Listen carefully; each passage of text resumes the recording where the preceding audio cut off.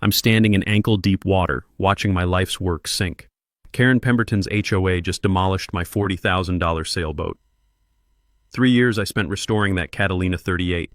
Weekends sanding teak, replacing rigging, bringing her back to life after my wife died. That boat was my therapy, my escape, my second chance.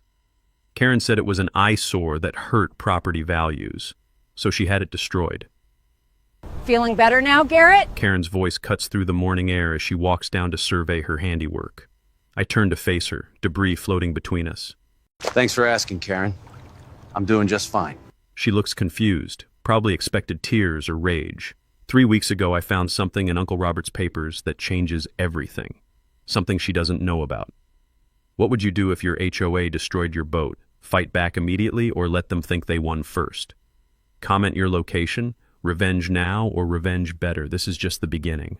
Let me take you back 3 weeks before Karen's demolition party. I'm sitting in Uncle Robert's dusty study, sorting through boxes of maritime paperwork for the estate lawyer. Bills, boat registrations, dock permits, the usual nautical bureaucracy that comes with waterfront property. Then I find it, a thick manila folder labeled Lighthouse Cove, Marina Corporation. Inside, incorporation documents from 1962, stock certificates, and a letter in Uncle Robert's handwriting that makes my hands shake. Garrett, if you're reading this, some fool is probably trying to push you around about your boat. Thought you should know. You own most of the water they're standing on. Use it wisely. Uncle Robert. The smell of old paper and salt air drifts through the open window as I flip through document after document. 67% ownership of Lighthouse Cove Marina Corporation. Water rights extending 200 feet from shore. Every waterfront property in Lighthouse Cove? They're lessees, not owners, including Karen Pemberton's precious mansion. I lean back in Uncle Robert's leather chair, mind racing. 3 years Karen's been harassing boat owners, claiming HOA authority over maritime matters. Turns out she's been playing dress-up with power that was never hers. Every violation notice, every fine, every community standard she's enforced, completely illegal. But here's the beautiful part. I don't have to use this information right away. See, Karen Pemberton is the type of person who can't help herself. Give her an inch of perceived power and she'll take a mile. Give her what she thinks is a victory and she'll get greedy. I've watched her operate for 3 years, first targeting old Pete's fishing nets, then the Morrison family's lobster traps, now my sailboat. The woman has a pattern, and patterns are predictable. So I make a decision that probably sounds crazy. I'm going to let her escalate. I'm going to document every illegal action, every harassment campaign, every violation of maritime law she commits while thinking she's untouchable. And when she finally crosses the line into criminal territory, which she will, because people like Karen always do, I'm going to drop the hammer. My maritime lawyer confirms what the documents already told me. Marina corporations supersede HOA authority on waterfront matters. Period. In coastal disputes, corporate water rights trump neighborhood associations every time. But the timing has to be perfect. Strike too early, and Karen just backs down, maybe resigns from the HOA, moves away. Strike at the right moment, and she destroys herself so completely that no future Karen will ever try this again. The creak of dock planks outside Uncle Robert's window sounds different now. That's my marina out there. Those are my tenants, and one of them has been masquerading as the landlord for 3 years. I start keeping a journal.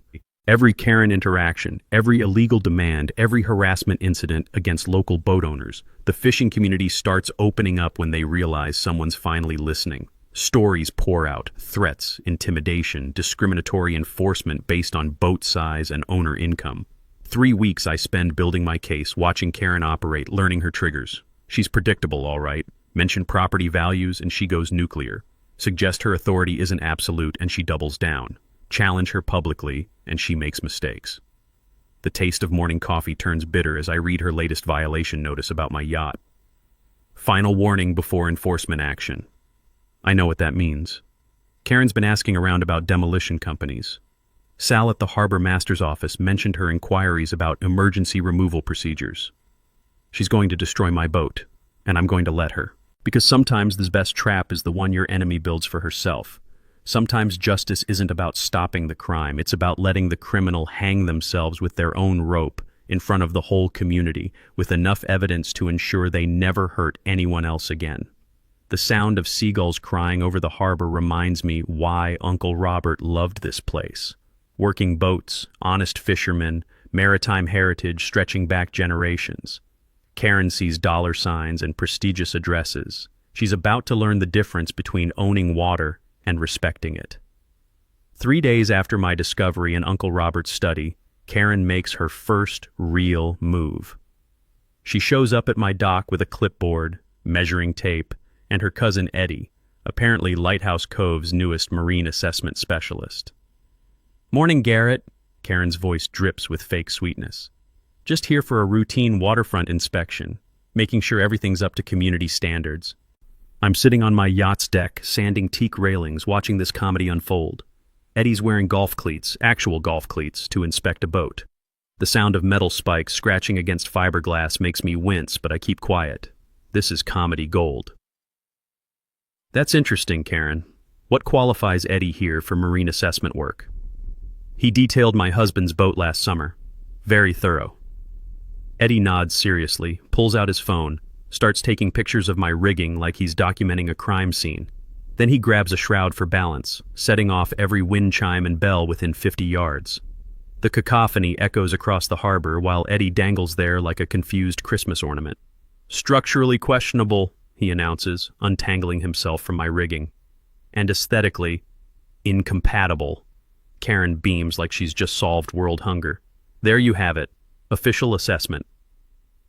2 days later, the HOA violation notice arrives in my mailbox. Daily fines of $150 until my yacht meets community maritime standards, whatever those are supposed to be. The board votes 4-3 in favor, with Karen personally delivering a copy to my door that evening. "Feeling the squeeze yet, Garrett?" she asks, clearly savoring what she thinks is her moment of triumph. "Actually, Karen, this is absolutely fascinating. Tell me more about these maritime standards you've developed." Here's where I spring my first counter-move. While Karen thinks she's tightening the screws, I'm building a legal case that would make prosecutors weep with joy. I remember reading about maritime jurisdiction during my Coast Guard days. HOAs have exactly zero authority over vessels on navigable waterways. My lawyer buddy from Boston confirms it when I call him about my boat problem. Turns out he's dealing with similar HOA nonsense with his own slip in Marblehead. The county courthouse becomes my second home as I dig through Marina lease documents and property boundaries. Uncle Robert's papers show our dock lease extends 200 feet into the water, well beyond any possible HOA jurisdiction. I file formal challenges with the State Harbor Commission and send Karen a strongly worded cease and desist letter about maritime law overreach. The smell of fresh coffee and bacon grease fills the waterfront diner as news of the challenge spreads through the fishing community. They rally immediately. A coffee for the Coast Guard donation jar appears overnight behind the counter. "She tried making me move my lobster traps because they were visually disruptive," Pete Torino tells me over morning coffee. "Disruptive to the fish, I guess." Captain Morrison nods grimly. "Same woman told me my nets violated some aesthetic covenant. Lady doesn't know a seine net from a clothesline, but she's got opinions about everything floating in this harbor." Meanwhile, Karen's busy organizing her own concerned homeowners group, trying to rally support from the yacht club crowd and newer residents. But here's the thing about bullies. Once people see them get challenged publicly, they start looking a lot less intimidating. The local newspaper picks up the story with obvious relish. HOA versus Coast Guard veteran, who controls the water? The reporter's clearly enjoying the David versus Goliath angle, especially when Karen refuses to comment and refers all questions to her legal team. What legal team? Eddie the golf-cleated boat detailer? 3 more boat owners come forward with similar harassment stories over the next week. Turns out Karen's been playing this intimidation game for years. Pressure, harass, and force out anyone who doesn't fit her narrow vision of waterfront elegance. But here's her problem. All those previous victims just took their boats and left quietly. I'm not going anywhere. And every single day she continues this charade, I'm documenting another clear violation of state maritime law. Social media erupts on the town Facebook page, with fishing families sharing their own Karen stories. The yacht club crowd stays mostly quiet, but I notice some of them avoiding eye contact with Karen at the grocery store. Then comes the phone call that changes everything. "Mr. Blackwood, this is Rebecca Palmer from the county assessor's office. We've been reviewing waterfront property tax claims following your Marina Corporation inquiry, and we found some significant irregularities with the Pemberton property. Are you available to discuss your corporate water rights and her tax assessment claims? The taste of victory starts mixing with my morning coffee. Not because I'm winning yet, but because Karen's about to discover she's been claiming water rights she never legally owned on property that's been paying the wrong taxes for 3 years running. Funny how people who love throwing their weight around never bother checking whether they're actually standing on solid ground. The county assessor's call lights a fire under Karen like I've never seen before. Within 48 hours, she's hired an actual marine surveyor. Not Cousin Eddie this time, but a guy with credentials and a clipboard that looks official. "Mr. Blackwood," the surveyor says apologetically, "I'm required to inspect your vessel for safety violations. Mrs. Pemberton has expressed concerns about structural integrity." I watch from my dock as this poor guy climbs all over my perfectly seaworthy yacht, testing every cleat, checking every through hull, measuring deck load distributions. The smell of marine varnish and salt spray fills the air while he does his job professionally and thoroughly. 3 hours later, he hands me his report. "Your vessel is in excellent condition. Minor recommendation to tighten one dock cleat, but she's completely seaworthy." Karen snatches the report from my hands before I can even finish reading it. "What about this loose cleat? That's a safety violation." "Ma'am, it's a maintenance suggestion, not a safety violation," Karen repeats firmly. "I'm reporting this to the harbor master immediately."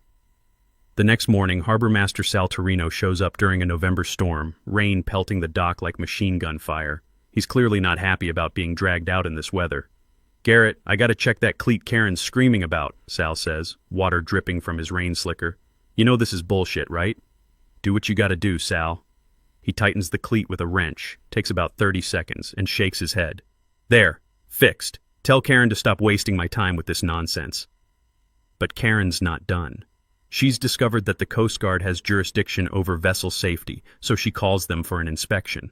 The petty officer who returns her call explains politely that they don't inspect private vessels on private docks unless there's an actual maritime emergency. Karen's not hearing it. "But it's a safety hazard to the community." "Ma'am, we've reviewed the surveyor's report. Your concerns don't meet our criteria for intervention." While Karen's burning through her credibility with every agency in Massachusetts, I'm quietly building my counterattack. I remember reading about environmental compliance during my Coast Guard training. Waterfront properties need permits for any modifications affecting natural water flow. So I take a walk around Karen's property with a camera. Her oversized boat lift? Built without proper permits. The decorative dock expansion she added last year? Never filed environmental impact paperwork. Best of all, she's got decorative runoff flowing directly from her landscaping into protected shellfish beds. I document everything, then call my contact at the state environmental office. Massachusetts takes water contamination seriously, especially in areas with commercial fishing. "We'll send someone out next week," the environmental officer tells me. "If there are unpermitted modifications affecting water quality, we'll need immediate remediation." The taste of irony is sweeter than my morning coffee. Karen's trying to use safety regulations against me while violating about 6 environmental laws herself. Meanwhile, the local political pressure is building. Karen convinces 3 town selectmen to attend an emergency meeting about my yacht. She's prepared a slideshow comparing my boat to the neighborhood's maritime aesthetic standards, whatever those are. The meeting's held at the community center with about 40 residents attending. Karen stands at the front with her PowerPoint presentation, clicking through photos of expensive yachts versus my non-conforming vessel. "Property values depend on maintaining consistent standards," she announces. "One substandard boat affects everyone's investment." That's when Pete Torino stands up from the back row. "Karen, I've been fishing these waters for 40 years. Garrett's boat is the prettiest thing I've seen floating here since my grandfather's lobster boat." Murmurs of agreement ripple through the fishing families. Captain Morrison nods. "That's a working boat, restored with love, not some floating McMansion nobody actually sails." Karen's face reddens. "We're not discussing fishing boats, we're discussing community standards." "Whose community?" Pete shoots back. "This was a working waterfront long before you showed up." The meeting dissolves into chaos, with Karen storming out after accusing the selectmen of failing to protect property values. 2 of the 3 selectmen quietly approach me afterward. Garrett, we've got no authority over boats anyway, one admits. Karen's barking up the wrong tree, and she's making enemies doing it. 3 more boat owners come forward that week with stories of Karen's harassment.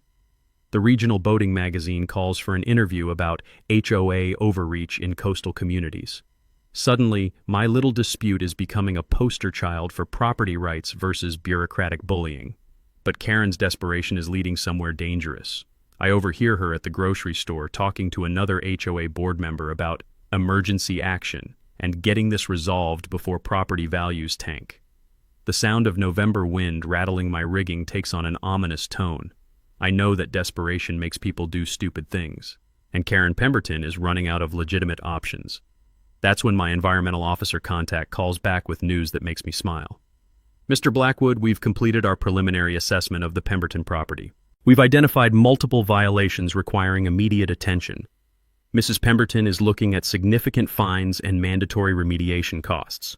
She's also going to need to remove those unpermitted dock modifications. The net is tightening around Karen, and she doesn't even know it yet. 2 weeks after the disastrous town meeting, Karen goes nuclear. I'm loading gear into my truck for a weekend trip to visit my sister in Vermont when I get the call that changes everything. Garrett, you need to get back here now. Pete Torino's voice is tight with anger. They destroyed your boat. The 3-hour drive home feels like an eternity. My hands grip the steering wheel as Pete's words echo in my head. Demolition crew showed up at dawn, gone by noon, nothing left but splinters. I pull into my driveway and see the empty dock pilings jutting from the water like broken teeth. Pieces of my yacht's hull bob in the harbor. $40,000 of dreams and 3 years of restoration work scattered like expensive confetti across the water. The smell of diesel fuel hangs heavy in the salt air. My boat's engine, cracked open like an egg, leaked its contents into the harbor I'd come to love. The sound of small waves lapping against debris creates a funeral rhythm that makes my chest tight. Karen's standing on her deck with a glass of wine, surveying her handiwork. When she sees me, she actually waves. Sorry about the mess, Garrett, she calls out. Emergency action was necessary. Structural safety concerns, you understand. I walk down to what's left of my dock, fishing pieces of teak decking from the water. Each fragment represents hours of careful restoration, sanding, sealing, loving this old boat back to life after losing my wife. The fury builds slowly, like a storm gathering offshore. But underneath the rage, there's something else, satisfaction. Because Karen Pemberton just committed multiple felonies on water she doesn't own, documented by 3 witnesses and a demolition company that never checked permits. I pull out my phone and start taking pictures. Every piece of debris, every oil slick, every splinter of what used to be my sanctuary. The demolition company's truck is still parked at the public landing. I photograph their license plate, company name, equipment. Pete appears beside me, face grim. Garrett, I'm sorry. I tried calling you when they showed up, but you did nothing wrong, Pete. This is exactly what I needed her to do. Pete looks confused. What do you mean? I mean Karen just destroyed a seaworthy vessel on state waters without proper permits, environmental clearance, or legal authority. I pocket my phone and smile. She just handed me the criminal case I'd been building for 3 weeks. Within an hour, I filed police reports for destruction of property. The marine insurance investigator arrives that afternoon, documenting the scene and confirming what the professional survey already proved. My yacht was completely seaworthy and posed no safety threat. The demolition company, when contacted, admits they never pulled marine permits. They assumed the HOA had proper authority for waterfront work. Their contract was with Karen personally, not the HOA, meaning she's personally liable for the destruction. But here's the beautiful part. While I'm dealing with insurance paperwork and police reports, the State Environmental Office is conducting their surprise inspection of Karen's property. The timing couldn't be more perfect. Environmental Officer Sarah Palmer finds exactly what I photographed 2 weeks ago. Unpermitted dock modifications, illegal runoff affecting protected shellfish beds, and wetland violations that require immediate remediation. Mrs. Pemberton, you're looking at a $50,000 fine for environmental violations plus mandatory cleanup costs, Officer Palmer explains as Karen turns pale. You have 48 hours to begin remediation or face additional penalties. The sound of Karen's voice rising to a shriek carries across the water as the reality hits her. She's not just facing fines, she's looking at potential criminal charges for environmental contamination. Meanwhile, the local news crew arrives to cover the yacht demolition controversy. The reporter interviews Pete about the morning's events, and his words are pure gold. 40 years I've been fishing these waters, and I never seen such destruction. That was a beautiful boat, restored with love and care. What they did here today, it's criminal. Karen, cornered by reporters, makes her biggest mistake yet. That vessel was a danger to the community. I did what the HOA board authorized for public safety.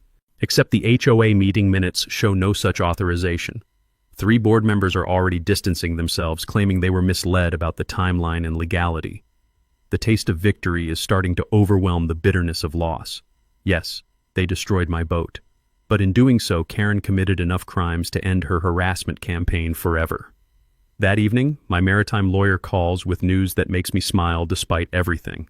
Garrett, based on the police reports and environmental violations, the district attorney's office is interested in this case. Destruction of property, environmental crimes, operating outside legal authority, she's looking at serious charges. I stand on my broken dock as sunset paints the harbor gold and red. Pieces of my yacht still float nearby, but they're not debris anymore. They're evidence. Evidence that will protect every boat owner in this harbor from future Karen Pembertons. The sound of police boats circling the oil slick reminds me that sometimes justice requires sacrifice. Sometimes you have to let the enemy destroy something you love to prove just how dangerous they really are. Karen wanted to play games with authority she didn't have. Now she's about to learn what real authority looks like when it's backed by criminal courts and environmental law. Game over, Karen. You just played yourself. The day after my yacht becomes expensive debris, I decide it's time to end Karen's little power trip once and for all. 3 weeks of watching her dig her own grave has been entertaining, but she just crossed a line that requires immediate response. I call an emergency town meeting for Friday evening. The official notice reads simply, "Regarding Marina Authority and waterfront property rights." Karen probably thinks I'm finally throwing in the towel, maybe trying to negotiate some kind of settlement after her demolition victory. She has no idea what's coming. Friday night, the community center is packed. Word has spread through both the fishing community and the yacht club crowd. Even the regional news crew shows up, expecting to cover the aftermath of the boat destruction story.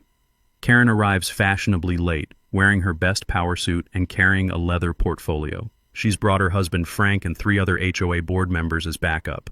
The woman is practically glowing with confidence as she takes a seat in the front row.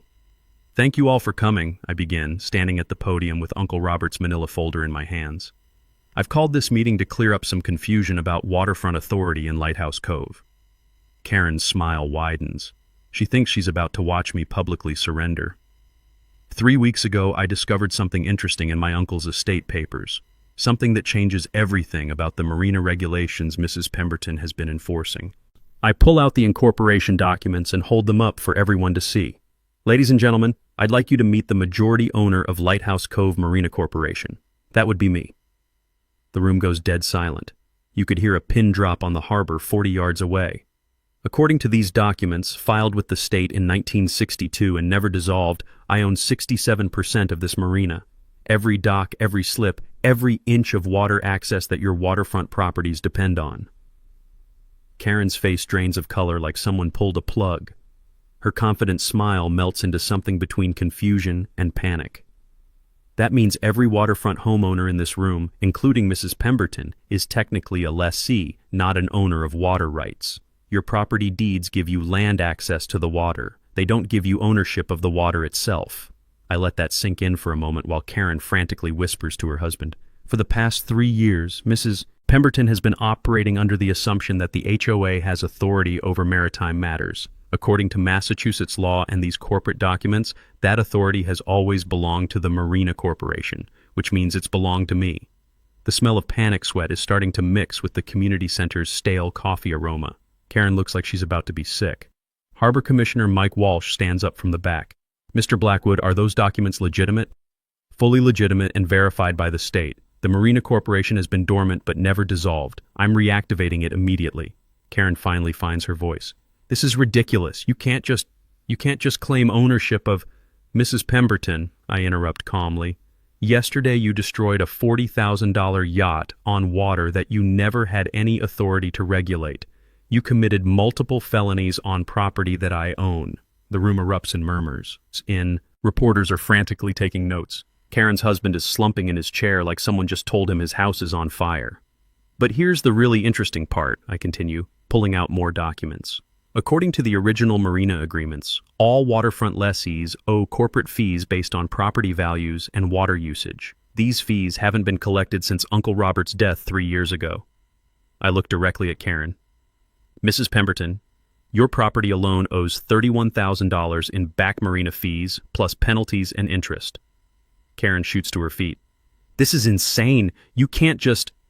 Additionally, I continue, the environmental violations discovered on your property this week, the unpermitted dock modifications, the illegal runoff, the wetland contamination, all of that happened on Marina Corporation property without proper authorization.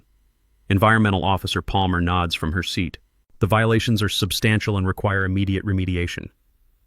The taste of justice is sweeter than I imagined. 3 weeks of patience, 3 weeks of documentation, 3 weeks of watching Karen abuse authority she never legally possessed, all leading to this moment. So here's where we stand, I announced to the room. The Marina Corporation is officially reactivated. New lease agreements will be offered to all current waterfront residents at reasonable rates. Environmental compliance will be mandatory. And anyone who's been harassing boat owners based on fictional authority, well, that stops immediately. Karen's voice cracks as she tries one last desperate play. You can't just take people's homes. This is America. I'm not taking anyone's home, Mrs. Pemberton. I'm clarifying who actually owns the water access that makes those homes valuable. And right now, you owe the Marina Corporation enough money to buy 2 boats like the one you destroyed. The sound of Karen's world collapsing is almost audible. 3 years of bullying boat owners, intimidating elderly fishermen, playing queen of the waterfront, all based on authority that existed only in her imagination. Uncle Robert's letter was right. Some fool was trying to push me around about my boat. Too bad for Karen, she picked the wrong boat owner to mess with. The meeting ends with most residents asking about new lease terms and compliance requirements. Reasonable people willing to work within the actual legal framework. Karen storms out without a word, but I can hear her cell phone conversation through the community center's thin walls. She's calling lawyers, trying to find someone who'll tell her this isn't real. Good luck with that, Karen. Reality has a way of being very, very real. The morning after dropping the Marina Corporation bombshell, my phone starts ringing before sunrise.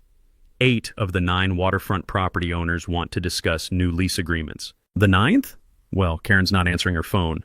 My maritime lawyer arrives from Boston with a briefcase full of corporate reactivation paperwork and a smile that could power the lighthouse. Garrett, this is the most satisfying property rights case I've handled in 20 years. Let's make sure we do this right. First order of business, officially notify all state agencies about the Marina Corporation reactivation. Massachusetts Secretary of State, Harbor Commission, Environmental Protection, Coast Guard Auxiliary, everyone who needs to know that there's a new sheriff in these waters. The smell of fresh ink fills my kitchen as we prepare legal notifications. Each document represents another nail in Karen's coffin of fictional authority. She spent 3 years pretending to regulate waters she never controlled. Now she's about to learn what real regulation looks like. Here's your strategy, my lawyer explains over coffee and legal briefs. Marina corporations have broad authority over waterfront activities, safety standards, and environmental compliance. You can legally enforce regulations that the HOA never could. I spread Uncle Robert's original Marina blueprints across the kitchen table. The vision becomes clear. This was never meant to be an exclusive yacht club for rich people. It was designed as a working waterfront that could accommodate both commercial fishing and recreational boating. Time for some professional documentation. I hire a licensed marine engineer to inspect every waterfront property for safety and environmental compliance. Not Cousin Eddie with golf cleats. A real professional with credentials that will hold up in court. The inspection results are eye-opening. Karen's property has the most violations. Oversized boat lift exceeding weight limits, unpermitted electrical work that could electrocute fish, and decorative modifications that actually weaken the shared dock system. Knowledge nugget time. Marina safety inspections follow Coast Guard standards, which supersede local building codes. I learned this during my service days. Maritime safety isn't negotiable, even for wealthy property owners who think rules don't apply to them. Meanwhile, I'm building alliances throughout the community. The fishing cooperative gets first priority for permanent dock space at reasonable rates. These families have worked these waters for generations. They deserve protection from gentrification harassment. Captain Morrison nearly tears up when I offer his family a 50-year lease at 1990s rates. Garrett, Karen tried to price us out 3 times, said our gear was incompatible with neighborhood aesthetics. This means we can stay. The Marine Conservation Group jumps at my offer to partner on harbor restoration. Dr. Sarah Martinez, the marine biologist, has been fighting Karen's environmental violations for 2 years. Your uncle was a visionary, she tells me. This marina design actually improves water quality instead of degrading it. Next comes the financial strategy. 8 properties owe back corporate fees totaling $89,000. But I'm not looking to bankrupt my neighbors. I want compliance and cooperation. I design an amnesty program, pay 50% of back fees, sign new environmental compliance agreements, and receive protection from future harassment. Most residents jump at the deal. It's cheaper than fighting and provides security they never had under Karen's reign of terror. Karen gets no amnesty. Her bill stands at $31,000 in back fees, plus yacht replacement costs, plus environmental remediation expenses, plus legal fees for 3 years of harassment. The taste of calculated justice gets better every day. I install security cameras at marina boundaries, perfectly legal as the marina operator. Every interaction will be documented now. No more he said, she said disputes. Everything recorded, everything admissible in court. The local media strategy writes itself. I invite the regional boating magazine to cover marina restoration and waterfront heritage preservation. The story angle: family legacy protecting working waterfront from corporate harassment. 3 television stations request interviews about the David versus Goliath waterfront battle. I accept them all. Sunlight is the best disinfectant for bullies like Karen.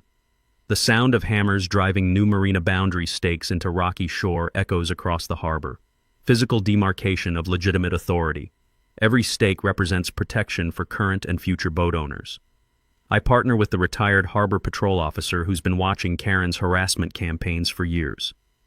Officer Jim Bradley becomes marina security consultant, bringing 40 years of maritime law enforcement experience. Garrett, what you're doing here, protecting working waterfront from fake authority, this is why I got into harbor patrol originally, Jim tells me. Karen's been a problem for years, but nobody had the legal standing to stop her until now. Final preparation, documenting every regulatory violation on Karen's property for official enforcement action. The Marine Engineer's report reads like a criminal indictment. Structural dangers, environmental crimes, safety hazards that could injure other boat owners. I schedule the official marina inspection for Harbor Festival weekend. Maximum community visibility, maximum media presence, maximum accountability for 3 years of illegal harassment. But I saved the best for last, researching Karen's husband's insurance business. Turns out Frank Pemberton's company has been overcharging waterfront property owners for high-risk marina coverage that was never actually high-risk because the Marina Corporation maintained professional safety standards.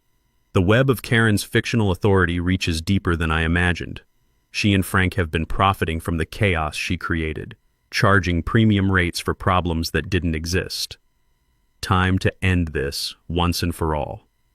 The creak of Uncle Robert's old rocking chair reminds me why this matters. He protected this waterfront for 40 years, maintaining it as a place where honest people could enjoy honest boats without harassment from people who think money equals authority. Karen wanted to play games with power she didn't have. Now she's about to discover what happens when someone with actual power decides to play back. Karen's response to losing her fictional authority is exactly what I expected: complete meltdown disguised as strategic warfare. She hires the most expensive lawyer in Boston, forms a waterfront property owners defense committee, and starts spreading rumors about my mental instability following my wife's death. The woman just can't help herself. Even facing criminal charges, she doubles down on the harassment that got her into trouble in the first place. Garrett's using grief to manipulate this community, she tells anyone who'll listen. Veterans with PTSD shouldn't have authority over other people's property investments. What Karen doesn't realize is that every word of this character assassination campaign is being documented by 3 different people. Her own neighbors are sending me recordings of her increasingly unhinged phone calls. Mrs. Henderson from 2 doors down calls me Tuesday morning. Garrett, Karen asked me to sign a petition about your dangerous mental state. I told her where she could put her petition.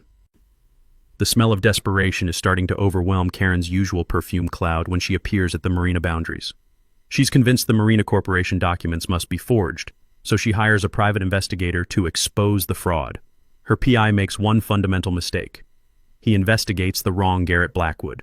Turns out there's a Coast Guard mechanic in Michigan with the same name who has a 30-year perfect service record, Bronze Star, and Community Service Awards. The investigation actually strengthens my case. Meanwhile, I'm quietly activating all the Marina Corporation's legal powers.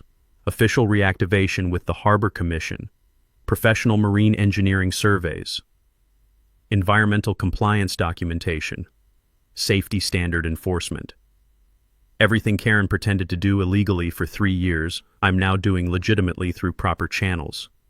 Karen tries lobbying town officials to investigate this Marina Corporation takeover. She appears at selectmen meetings with charts and graphs about property value destruction and veteran manipulation tactics. The selectmen listen politely, then ask to see her legal documentation of HOA Maritime Authority. She has none, because it never existed. Mrs. Pemberton, Selectman Williams says after her third presentation, we've reviewed the Marina Corporation documents with our legal counsel. Mr. Blackwood's authority appears legitimate and properly documented. Karen's voice rises to a shriek that can be heard in the parking lot. This is a conspiracy. You're all being manipulated by a mentally unstable veteran. 3 selectmen exchange glances. Nobody likes being called a conspirator, especially by someone facing criminal charges for property destruction. But Karen's biggest mistake comes when she approaches Harbor Commissioner Mike Walsh with an envelope full of cash. I think there's been some confusion about Marina Authority, she says, sliding the envelope across his desk. Perhaps we can clarify the situation. What she doesn't know is that Mike's wearing a wire. The FBI has been investigating municipal corruption in coastal towns, and Mike agreed to cooperate after receiving several suspicious consultation offers. The recorded conversation is pure gold. Karen, I'm prepared to make this worth your while if you can find problems with Blackwood's Marina claims. Mike, are you offering me money to falsify official documents? Karen, I'm offering you a consulting fee for thorough research into potential irregularities. Mike, ma'am, what you're describing sounds like bribery of a public official. Karen, don't be dramatic, this is just business. I need this Marina nonsense to disappear. The taste of poetic justice gets sweeter every day. Karen tried to destroy my life using fake authority. Now she's destroying her own life with real crimes. The FBI delivers the bribery recording to the district attorney's office Thursday afternoon. By Friday morning, Karen's looking at federal charges on top of her state environmental violations and property destruction charges. Her expensive Boston lawyer withdraws from the case after the bribery evidence surfaces. Nobody wants to represent a client who commits new crimes while fighting old charges. Frank Pemberton's insurance company faces a state investigation for overcharging Marina policies based on non-existent risk factors. 3 decades of high-risk waterfront coverage, justified by problems that were actually caused by his wife's harassment campaigns. The sound of Karen's world collapsing echoes across the harbor. Her property is now under environmental enforcement orders. Her husband's business faces regulatory shutdown. Her defense committee disbanded after learning about the federal charges. But she's not done yet. Desperation makes people dangerous, and Karen Pemberton is running out of legal options. I know she's planning something final and desperate because she's been asking around about emergency property sales and developer interest in Marina properties. The woman who spent 3 years harassing boat owners is about to learn that some boats are unsinkable, especially when they're protected by legitimate authority instead of fictional power. Dr. Martinez from the conservation group calls with news that makes me smile despite everything. Garrett, the EPA is considering your marina as a model for sustainable waterfront development. Karen's violations actually helped document what not to do. Even Karen's crimes are making the harbor a better place. Sometimes justice has a sense of humor. I stand on my rebuilt dock. Yes, I'm already rebuilding using Marina Corporation funds from the Amnesty program, watching sunset paint the harbor gold and red. Tomorrow is Harbor Festival, and Karen doesn't know I've scheduled official marina inspections during peak attendance.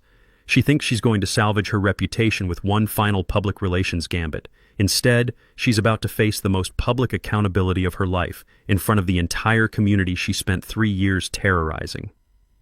The creak of new dock planks under my feet reminds me that sometimes destruction leads to something better. Karen destroyed my yacht, but she also destroyed her own credibility so completely that no future Karen will ever try this again. Game almost over. One more move left to play. The morning of Harbor Festival, Karen plays her final card. She arrives at the marina at dawn with a moving truck, 3 burly men, and what looks like a last-ditch effort to destroy evidence before the official inspections begin. I'm watching from my rebuilt dock with Officer Bradley and Dr. Martinez sipping coffee as Karen directs her hired muscle to start dismantling her illegal dock modifications. She's trying to remove evidence before EPA enforcement, Dr. Martinez observes, taking photos with a telephoto lens. Too late, though. We've documented everything. The smell of fresh lumber from my new dock mingles with the acrid scent of Karen's panic-driven demolition work. Her crew is using chainsaws to cut apart boat lift supports, creating more environmental damage while trying to hide the original violations. "Ma'am, you need permits for waterfront demolition," Officer Bradley calls out across the water, especially in protected environmental zones. Karen pretends not to hear him. She's focused on erasing 3 years of illegal modifications before the Harbor Festival crowds arrive and witness her violations firsthand. But here's what she doesn't know. I've already invited federal environmental officers to observe today's activities. They're parked in unmarked vehicles, documenting every unpermitted chainsaw cut, every piece of debris falling into protected waters. By 8 a.m., Harbor Festival setup crews start arriving. Local vendors, fishing boat displays, conservation group booths, and 3 television news crews who heard about today's Waterfront Authority demonstration. Karen's demolition work becomes increasingly frantic as she realizes how many witnesses are gathering. Her hired crew starts questioning whether they should continue without proper permits. "Lady, this doesn't feel legal," one worker tells her. "You sure we're supposed to be cutting dock supports in a nature preserve?" "Just keep working," Karen snaps. "I'll handle the paperwork." What paperwork? The woman who spent 3 years demanding permits from others has no permits for her own emergency demolition. At 10 a.m., the official marina inspection begins. Marine engineer Roberts arrives with a full crew, professional equipment, and media documentation of every safety violation on Karen's property. The timing is perfect. Harbor Festival crowds provide maximum witness to Karen's 3 years of illegal harassment finally receiving official accountability. Mrs. Pemberton's boat lift exceeded weight capacity by 40%. Engineer Roberts announces to the gathered crowd. These support modifications created structural dangers for the entire shared dock system. Karen rushes over, covered in sawdust and panic sweat. "Those modifications were approved by the HOA board." "Ma'am, the HOA never had authority over marina engineering standards," Roberts explains patiently. "Only the Marina Corporation can approve structural modifications affecting shared waterway infrastructure." The taste of vindication gets better as more violations are documented publicly. Environmental Officer Palmer arrives with federal backup, officially citing Karen for improper demolition in protected waters. "Mrs. Pemberton, you're now facing additional charges for unpermitted demolition during active environmental enforcement," Palmer announces. "The debris you've created requires immediate hazmat cleanup." Karen's voice reaches a pitch that could shatter lighthouse glass. "This is harassment. I'm being persecuted for defending property values." Harbor Festival attendees start gathering around the spectacle. 3 years of Karen's victims are finally watching their tormentor face legitimate authority. Pete Torino grins as he offers commentary to news reporters. "That woman spent 3 years telling honest fishermen our gear was illegal," Pete tells Channel 5 News. "Turns out she was the one breaking laws the whole time."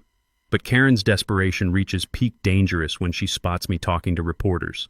She storms across the marina grounds, pointing an accusatory finger. "This is all his fault," she shrieks at the camera crews. "Garrett Blackwood is a mentally unstable veteran who forged documents to steal our waterfront."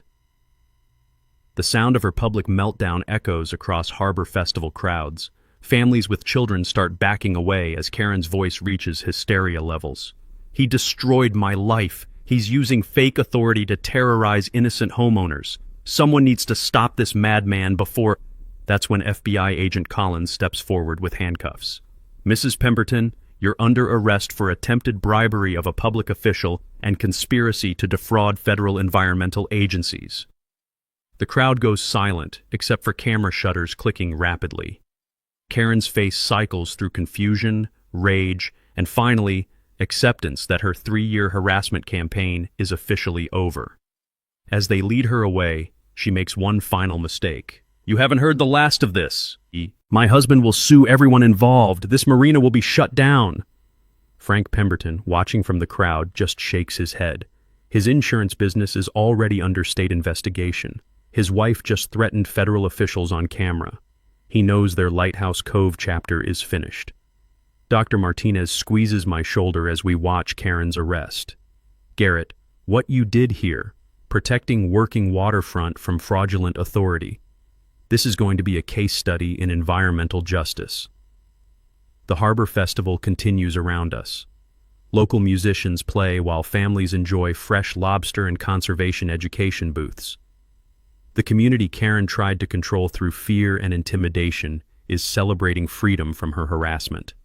I stand on my rebuilt dock, watching sunset approach over waters that are finally, officially, legally protected from future Karens. Uncle Robert's vision of a working waterfront where honest people can enjoy honest boats without harassment has been restored. The sound of kids laughing during sailing lessons reminds me why this battle was worth fighting. Not just for my destroyed yacht, but for every boat owner who'll dock here in the future without facing discriminatory harassment from people who think money equals authority. Karen wanted to play games with power she didn't have. Justice played back with power she couldn't fight. Game over. Harbor Festival reaches peak attendance just as Karen's arrest makes the evening news. 2,000 locals, 3 television crews, federal environmental officers, and one very satisfying public accounting for 3 years of waterfront harassment. The festival setting couldn't be more perfect for maximum community witness. Food vendors, boat displays, children's activities, and live music create a celebration atmosphere that makes Karen's downfall even more dramatic by contrast. Harbor Commissioner Walsh takes the main stage at 4 p.m. for the official Marina Authority recognition ceremony. The crowd gathers around the waterfront bandstand while news cameras position for optimal footage. "Ladies and gentlemen," Walsh announces, "we're here to officially recognize the reactivation of Lighthouse Cove Marina Corporation and clarify waterfront authority that's been confused for several years." Karen, recently released on bail, arrives at the festival looking like she's been through a hurricane. Hair disheveled, designer clothes wrinkled, clutching legal documents like they're life preservers. She pushes through the crowd toward the stage, clearly planning some kind of final public defense of her 3-year harassment campaign. "This is a fraud!" she shouts from the crowd. "That man has manipulated this entire community using fake documents and veteran sympathy." The crowd turns to stare. Children stop eating cotton candy. The folk music quartet pauses mid-song. Karen has everyone's attention for what she doesn't realize will be her final performance. Walsh gestures for quiet. "Mrs. Pemberton, would you like to present evidence contradicting the Marina Corporation's legal standing?" Karen marches to the microphone like she's storming a beach. "I have spent 3 years protecting this community's property values from substandard boats and irresponsible owners. The HOA board voted to maintain aesthetic standards that—" "Ma'am," Walsh interrupts, "do you have documentation showing HOA authority over waterway regulation?" Karen pauses, clearly expecting a different question. "We have. The board has always. Community standards require." "Yes or no, Mrs. Pemberton? Do you have legal documentation?" The silence stretches long enough for seagulls to fill the void with their crying. Karen's mouth opens and closes like a fish gasping on deck. "The HOA serves the community interest," she finally manages. "That's not legal documentation," Walsh replies. "Mr. Blackwood, would you present your Marina Corporation evidence?" I step to the microphone with Uncle Robert's folder and 3 weeks of careful legal preparation. The crowd includes every boat owner Karen has harassed, every fishing family she's intimidated, every neighbor she's bullied with fictional authority. These incorporation documents, filed in 1962 and verified by Massachusetts Secretary of State, establish Lighthouse Cove Marina Corporation with authority over all waterfront activities in this harbor. I hold up the papers for the crowd and cameras. "Mrs. Pemberton has spent 3 years enforcing regulations she had no legal right to create, against boat owners she had no authority to regulate, on waters she never owned or controlled." Karen's voice reaches a pitch that could crack harbor ice. "This is a conspiracy. You're all being manipulated by a mentally unstable—" That's when the sound that will haunt Karen forever echoes across the harbor. Crack! Her illegally oversized boat lift, weakened by morning demolition work and stressed by afternoon wind, finally gives up. The support chains snap simultaneously with a metallic shriek that silences the entire festival. Karen's $60,000 yacht plunges into the harbor like a dropped piano. The splash soaks the first 3 rows of festival attendees. Her boat's fuel tank ruptures, creating a rainbow oil slick that spreads across waters she spent 3 years claiming to protect. The crowd gasps. Children point. Camera crews zoom in on the environmental disaster unfolding in real time. "Oh my God," Karen whispers, watching her boat sink stern first into the harbor she terrorized. "My boat. My beautiful boat." Harbor patrol and environmental response teams mobilize immediately. Boom barriers deploy around the oil spill. Marina safety protocols, the real ones, not Karen's fictional versions, spring into action with professional efficiency. Dr. Martinez speaks into the main microphone with scientific authority. This is exactly why marina corporations maintain strict weight limits and engineering standards. Oversized installations create catastrophic failures that endanger the entire harbor ecosystem. Karen stands waist-deep in her own oil spill, watching 3 years of harassment campaigns end in environmental disaster and public humiliation.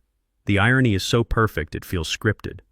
Environmental Officer Palmer approaches the microphone with official gravity. "Mrs. Pemberton, you're now facing additional federal charges for creating an environmental hazard during a public event. This oil spill requires immediate containment and could affect protected shellfish beds." The taste of complete justice fills the salt air. Karen wanted to play environmental police with fake authority. Now real environmental police are arresting her for actual environmental crimes. Harbor Festival continues around the cleanup efforts. Local musicians resume playing while containment crews work. The community Karen tried to control through fear and intimidation celebrates their liberation with lobster rolls and live music. I stand at the podium, looking out over waters that are finally, officially, legally protected from harassment. Uncle Robert's vision realized. A working waterfront where honest boats and honest people are welcome. "Ladies and gentlemen," I announced to the crowd, "Lighthouse Cove Marina Corporation is officially operational. We're committed to protecting both maritime heritage and environmental health for generations to come." The crowd applauds while Karen's boat disappears beneath the surface. 3 years of her harassment campaign literally and figuratively sunk in front of the entire community. Justice served. Authority restored. Harbor protected.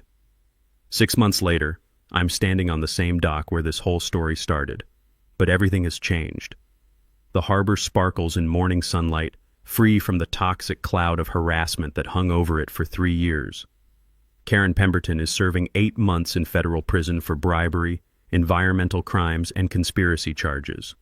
Her husband Frank lost his insurance license and paid $200,000 in regulatory fines. They sold their waterfront property at a loss to the Torino fishing family who've been working these waters for 4 generations. The irony tastes better than my morning coffee. The family Karen tried hardest to push out now owns her former mansion. Uncle Robert would have loved this, Pete Torino tells me, watching his grandchildren learn to sail in the protected harbor. Working waterfront protected for another generation.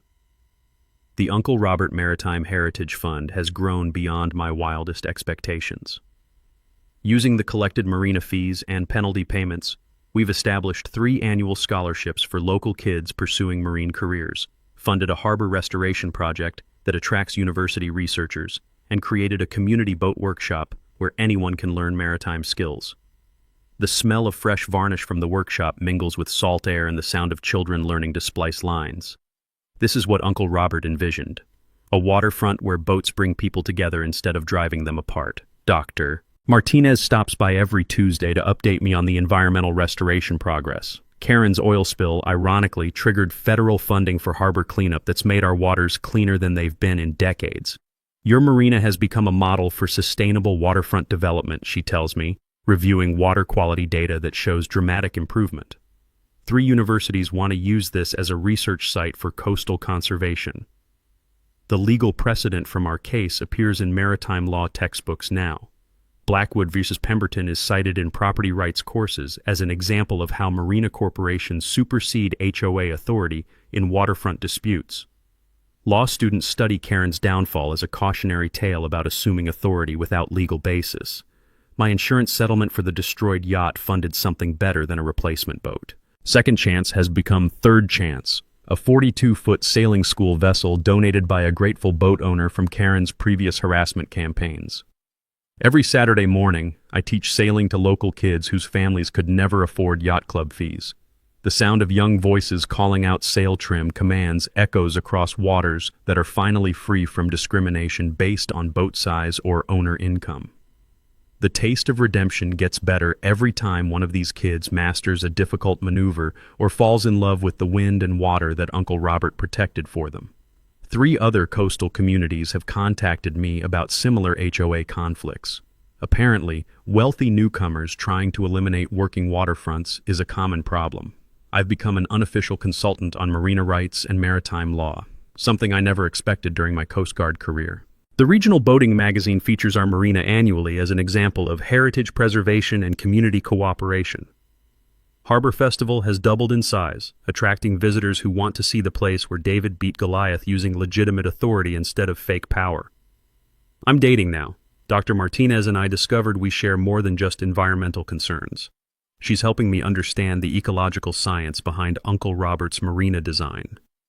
Turns out my uncle was an environmental visionary 50 years ahead of his time. The creak of dock planks under my feet sounds different now. Not just because they're new, but because they represent something permanent. Protection that will outlast any future Karen who thinks money equals authority over other people's boats. Every morning, I walk the marina boundaries with a cup of coffee and a sense of completion. 8 waterfront families now have secure, affordable leases. The fishing cooperative has guaranteed dock space. The conservation partnership protects water quality. And the Heritage Fund ensures that working waterfront traditions continue for generations. The sound of rigging chiming in harbor breezes carries stories of justice served and communities protected. Uncle Robert's vision lives on in every boat that docks here without fear of harassment, every child who learns to sail without discrimination, every family who finds sanctuary on waters that welcome everyone. Karen wanted to turn this harbor into an exclusive playground for people like herself. Instead, her harassment campaign created legal protections that ensure it remains accessible to honest people with honest boats forever. Sometimes the best revenge isn't personal. It's building something better than what they tried to destroy.